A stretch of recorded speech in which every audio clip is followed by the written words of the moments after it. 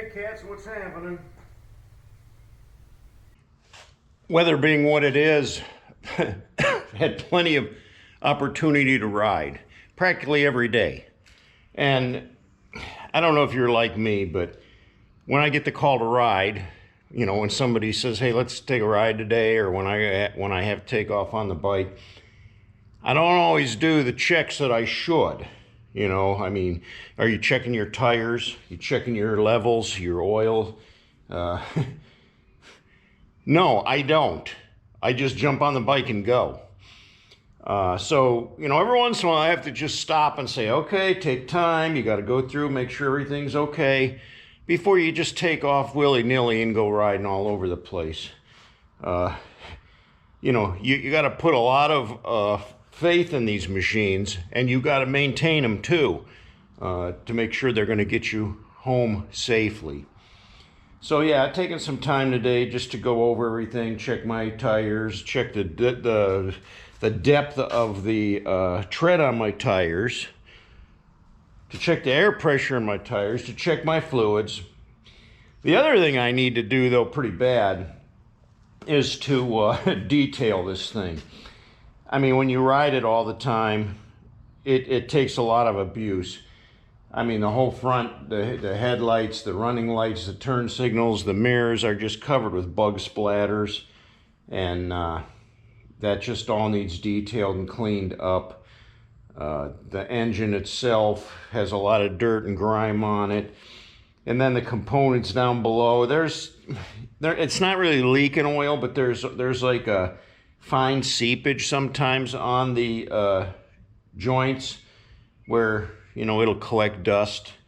So it needs a bath. I need to take it up to the house, get some soap water, wash the whole thing down, and then repolish everything, which is probably a half a day's work, which I'm not going to do today because I want to ride. It's another beautiful day in Ohio, and the weather's perfect. It's been warming up here quite a bit. You know, we're in summertime now, so you got to take advantage of it while you can. We're coming up on the last part of June already, and soon it'll be July, August, and then it starts winding down for the summer. So you got to take advantage of it. You know, some of the recent comments I've seen, and I've seen these comments before about the wave. You know, when you're going down the road and another biker waves at you.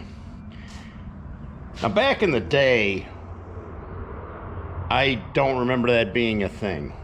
I think it's more of a millennial thing that's kind of grown. You know, it's kind of a thing with Volkswagens, Jeeps, motorcycles. You pass one on the road, you're required to wave. To me, it's a cliquey thing, you know. I do wave, but not all the time. I'm not always in a position where I can wave. I might be shifting and using my clutch lever. My attentiveness may be more onto the road, and I don't even see the bike coming the other way because I'm focusing on something else or thinking about something else. So, you know, you won't always 100% get a wave from me. I am courteous sometimes. If you wave, I'll wave back. But I don't feel like it's a requirement of me to wave. I think it's kind of, I don't know. It's just me, but sometimes I think it's a little overaddressed, you know. I mean, you know, I've heard people say, you know, well, why didn't you wave at me? Oh, my feelings are hurt. You really dissed me because you didn't wave. Really? Really? You're going by me on a bike, 60 miles an hour. I'm going 60 miles an hour that way. I don't know you. Most of the time you might have a helmet on. I can't even see your face. I don't know who I'm waving at, why I'm waving at you. It's just kind of an odd deal. So, you know, if you don't get waved at, if I don't get waved at, I could care less. It doesn't bother me one iota, one way or another, whether you wave at me or not. And if I don't wave at you, don't get your panties up in a wad, you know? Chill out. Enjoy the ride. Well, some of you guys have been asking me about my Silverado. As the story went, I had to replace the entire infotainment center, the screen there on the front of the dashboard. That controls the computer that controls the entire truck, the braking, the steering, the shifting, all the safety features. It just went berserk on me and started acting up. Took it to, long story short, it was in the dealer for about a week and a half, and it ended up costing me thousands of dollars. I had to replace that whole infotainment center. Well, I wasn't happy about that, being that my truck's only got 40,000 miles on it, and it's only 5 years old. Now, no, it didn't have an extended warranty, but those electronic things are only warranted for some of them a year, some of them 3 years. That's it. So I wrote GM.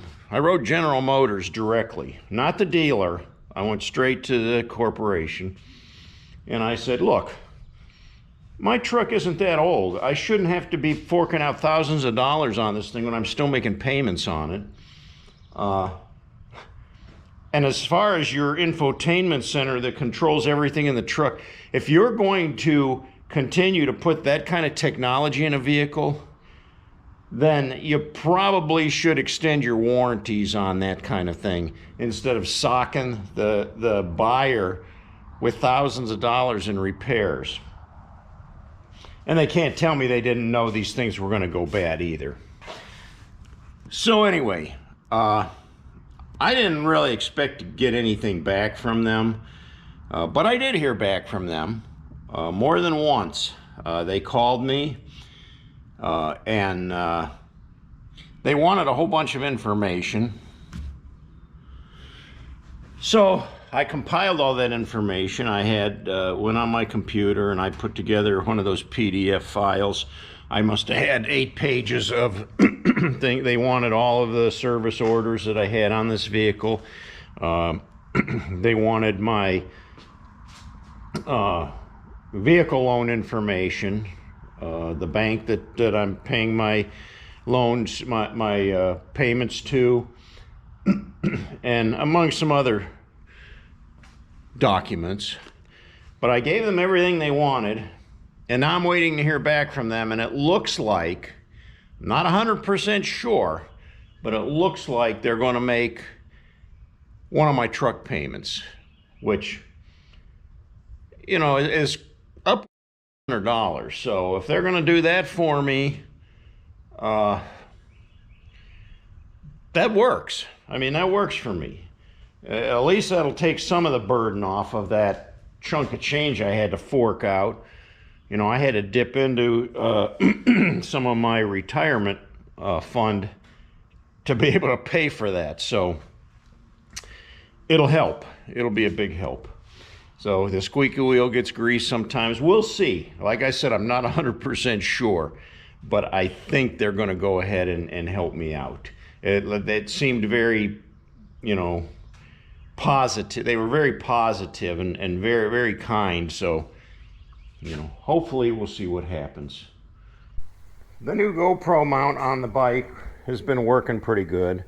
I had my other GoPro camera. It's in the house right now. It screws onto here really easily, comes on and off. But it does get some back reflection off of the windshield when I'm filming. Not bad, but sometimes you can see it. And the other thing is, sometimes, depending on the speed, if I'm slowing down in traffic, you know, this thing will really get to vibrating and you'll hear it clunking on the windshield. So I'm going to have to make sure I keep it pulled back a little bit away from that windshield. The other thing, in my last video where we did the ride, there was a couple of us that were on that ride. And really in the video, you only see the one guy next to me and myself. It looked like we were just the only two riding together. But the camera, the way I had it set up here, was aiming back at me, and you couldn't see any of the behind me.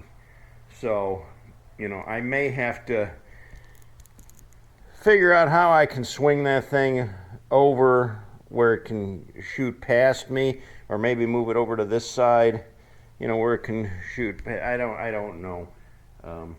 This clamp alone, you know, see it's got like a squeeze clamp and it's got like a rubber mount. It fits on the handlebar. If you just put it on the handlebar alone, it'll like vibrate. It doesn't, it'll like spin down like this. So I stuck it behind this clutch cable, and between my tool bag and my clutch cable, it holds it there so it won't slide down. So if I were to put it on this side without, you know, really bracing it somehow, it would probably eventually droop and slide down pretty quickly. So that's the only bad part about that type of a mount. You really have to have some way to, like a second way to hold it still, so it does, because you know there's not enough friction on the handlebar to keep it in one place. It'll just want to slide on that chrome. But I like that setup, so it worked pretty good. We were able to get some highway footage with it. So it just seems like every day that goes by gets busier and busier and busier for me. Everybody wants to do something. Yesterday was Father's Day, by the way, for me. So happy Father's Day. I'm obviously filming this one a few days in advance. And I have to do that sometimes because I have other obligations this week. And I won't really have time to make a video for Thursday.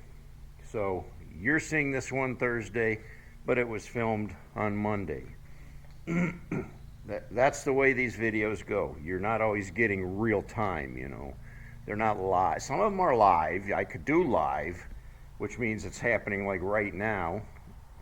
But no, a lot of times, depending on my schedule, I have to figure out ahead of time. I have to always plan ahead.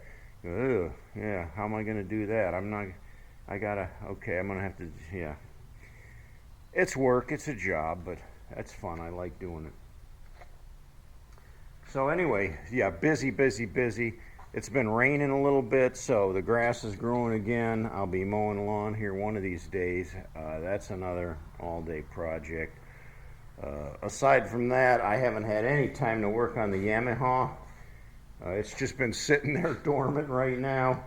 I've got to pull the flywheel off of there and test some of the components to see why I'm not getting a spark. But I just haven't had time to mess with that. And on the day that I did have time to mess with it, it was like 100 degrees in here. So without insulation, it gets really warm in here in the summertime. And I don't want to sit out here and roast to death working on that thing. That was a nice winter project, but now that summer's here and I can ride, my focus is more on this bike and going out and getting the rubber on the road with that. So that's where it's at. All right, cats, well, thanks for watching. Thanks for joining me here today in the man cave. Like I said, I really need to detail that bike and put some work into it, but I want to ride. I don't want to spend all day working on that thing. I'll do that on a rainy day. Today it's a riding day. So thanks for watching. If you liked the video, give me a thumbs up. If you haven't yet, please subscribe and join me on this ride. Until next time, cats, ride hard and die free.